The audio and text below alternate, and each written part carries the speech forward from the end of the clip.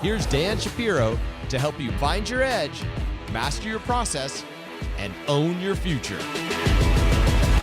Hey guys, good evening everybody. Welcome to another edition of the AMZN nightly wrap-up show. If everybody is doing well, guys, take a moment out. It doesn't cost you a penny.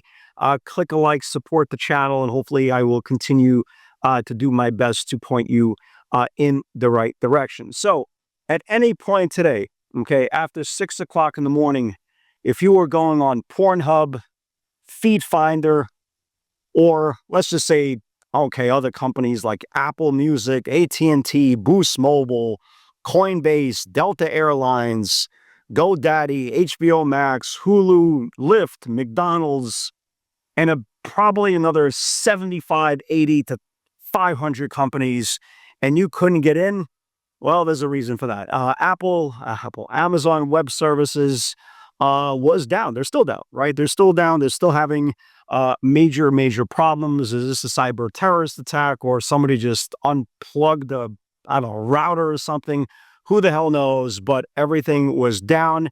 I believe it also affected some trading platforms. I'm assuming if you're getting data from somewhere, excuse me, it's going to be affected. It sounded like the majority of the problem was on the Northeast. Like I live in New Jersey. I didn't have any issues, or at least major issues. I know some people had issues with Zoom this morning. Some even going down to like even Texas.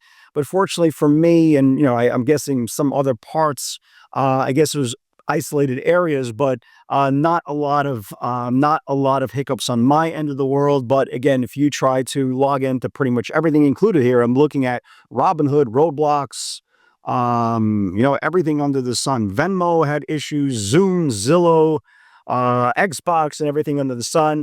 Ironically, Amazon was up 3.5 points. Go figure, right? Go figure. But the moral of the story is, if you had any issues and you couldn't trade, you're not alone. It looks like everybody and their mothers were having the problem as well. For the trading aspect of the world, market, NASDAQ up 1.3%. Again, it does really show you, kind of, we started talking about it going back to last week, how eventually the market, after the first initial 4 or 5 days of headlines, the market will once again, based on our recent history of the initial tariff talks, will start to kind of go numb to it. And you can see by today's action, again, 1.3% move on the NASDAQ. You got a 500 point or 1% plus move on the Dow, and the 1% move on the S&P. Considering that Trump came out in the middle of the day and said, we're even potentially looking at maybe 155% tariff if there's no deal done, the market kind of ignored that news and rocketed higher. So market is back, at least from the point of technical. We are closed above this whole channel here, and we are back. We are back to all-time highs. Big story today, obviously, aside from the AWS outages, was Apple, right? Finally got some good news on Apple. Apparently, the iPhone 17 sales were better than projected. They got upgraded on a bunch of different houses today. And this was I guess, a debut over the 16 iPhone. Who the hell even keeps track of how many there are? But the moral of the story is Apple went out of its mind today. And this is the worst thing I said today, literally worst thing I said today all day. At Morning Strategy, when Apple was a 5, I go, there is absolutely no way in hell I'm paying up $5 for Apple into strength. Yada, yada, yada. I went up like 12 without a freaking downtick till the afternoon. So Apple, big move.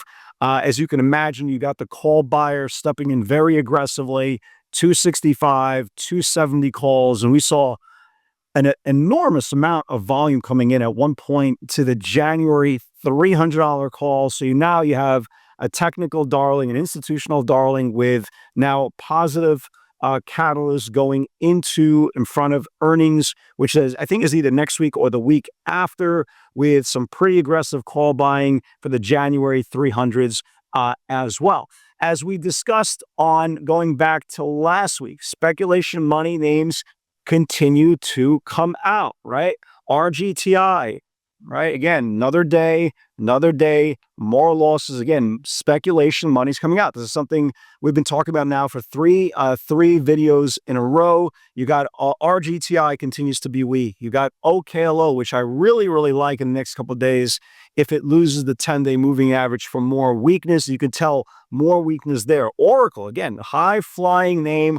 Oracle got just dismantled, man. And Oracle is not that far away, guys, from losing the 50-day moving average. Obviously, that would be a very, very big no-no as well. So you got some Apple, really good news. You got speculation money continue to sour.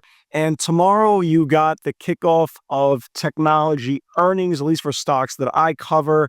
You got Netflix tomorrow, right? You got Netflix tomorrow. And can we all, again, I don't care what God you pray to, can we all say a prayer, right? Can we all, I don't care if you're Jewish, Christian, Muslim, Buddhist, whatever your religion is, you pray to rocks, whatever your God is, let's all of us join hands, close our eyes, and really ask our Almighty that Netflix could split at least 10 to 20 for one. Again, the stock is not tradable. Let's be honest.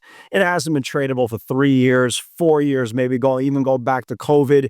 It would be wonderful, absolutely wonderful, whatever, regardless of what their earnings are, if they could announce a 10 or maybe even 20 to 1 stock split to make it tradable. Again, bring back Netflix. Again, a lot of you guys who don't remember, before COVID, Netflix used to trade like NVIDIA, right? It used to be really, really good. And for the last 3-4 years, not so much. $2 spreads, 100 share lots.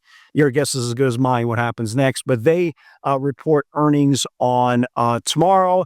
And you got the big one, right? You got the big one coming up on Wednesday is Tesla. Again, nonstop, right? Nonstop calls today. Really nonstop calls. For the 500s, we saw some January 600s. And get this, they were so bored, right, of the 500s and 600s. Somebody came out for the 2027 leaps for the 750 calls. Why not? Right? Why not? You only live once. But so tomorrow, Tesla, like we talked about over the weekend. This morning, I was looking for a run-up. We got the run-up. A little bit hairy at the open, but a nice move today from the opening range highs to the linear regression line of 49.80s. I want to see if we could get one more move tomorrow. So if there is weakness, I'll definitely take a shot on a remount. I didn't take any overnight. I guess I should have, but I was like, I really wanted to see it close closer to the high of the day. But I'm probably going to regret it tomorrow when it gaps up 4. But again, it is what it is. So I'll watch it tomorrow either into a rising 60-minute dip or potential if it reclaims today's channel as well. So definitely a name I want to keep an eye on for tomorrow. Let me give you guys some names for tomorrow also to watch. Some longs, some shorts, and what I think is kind of important. So if money's coming out of speculation names, you figure it goes somewhere, right? With the NASDAQ of 300 today and the Dow of 500, it has to go somewhere. What about, and here's a crazy, kooky, wild idea. What happens if it goes back to the Magnificent Seven? Right? Crazy. We haven't seen that in 3-4 weeks. Take a look, right? If you've ever been in the webinar or watched the PS60 workshops, you've heard me use the terminology, the 10-day moving average is the birth of the trade, right, guys? You probably have heard that numerous times. Now, look at these charts. I'm going to show you 4 or 5 charts in the mega cap space. You tell me what they all have in common. Let's start off with Microsoft, right? Microsoft today got rejected at the 10-day moving average. Meta, got rejected today at the 10-day moving average, okay? NVIDIA today got rejected at the 10-day moving average. Now, what happens, I know it probably won't because the world is not ending and the meteor is not hitting my house and the world is not, and hell is not freezing over. But can you imagine a world that these stocks finally reclaim back their 10-day moving average? They should wake up. The only question is, Will they, right? All of them got rejected off the 10-day moving average. Let's see if one or two or three of them could potentially reclaim back and actually start a broad-based rally in the technology space. AMD continues to be an absolute monster. Google continues to be an absolute monster. Again, really, really good, strong names. Let me give you guys some other names I like. Obviously, Apple tomorrow, I will be watching for any early profit taking for potential 60-minute dip buy or above today's range. I will be watching also, obviously, Tesla. We talked about Meta. We talked about Microsoft. We talked about NVIDIA. Guys, look at this smaller stock, NVRI. I don't know what this thing is, but it looks pretty good, no? Right? It confirmed a month worth of channel. We saw some call buying coming in, not a lot, but some call buying coming in. Let's definitely keep an eye on this as well. On the short side, remember, we always need to be prepared on both sides. I will definitely be watching OKLO. Remember how we just talked about a second ago that the 10-day moving average is the birth of the trade to the upside? Well, it's exactly the same thing to the downside. You see how OKLO's held the 10-day moving average? So if OKLO loses the 10-day moving average tomorrow, there is a lot of move down to the 20-day as well. HIMS put in an inside day. Shady CEO. It's still closing below the 50-day moving average. The longer it builds below the 50-day moving average, the higher probability it gets pulled as well. So I will be watching this thing below Friday's channel in case it wants to confirm for the next move down. So I want to keep an eye on that. RGTI still has room to the 20-day moving average. Let's watch this thing below today's lows for a potential move there as well. So it's going to be interesting to see if the market can hold up. And by the way, before I end this broadcast, you ever sat at home, stomach is growling? Oh man, I'm starving. I'm craving something, man. I'm really craving something. And out of everything on the planet, between chocolate and cookies and pizza and hamburger, you turn around and go, damn, I can sure go for a effing Beyond Burger. Having said that, the stock went nuts today with $2.50 call buying. Your guess is as good as mine. What's driving this thing? I don't care. I will say this much, okay? I am a buyer of Morningstar products, of Dr. Prager products. I tried Beyond 2-3 times in my life, and I'll tell you, I would rather eat sewage than this piece of shut your mouth. Guys, have a great night, everybody. God bless. And hopefully I'll see you guys all in the field tomorrow. Take care.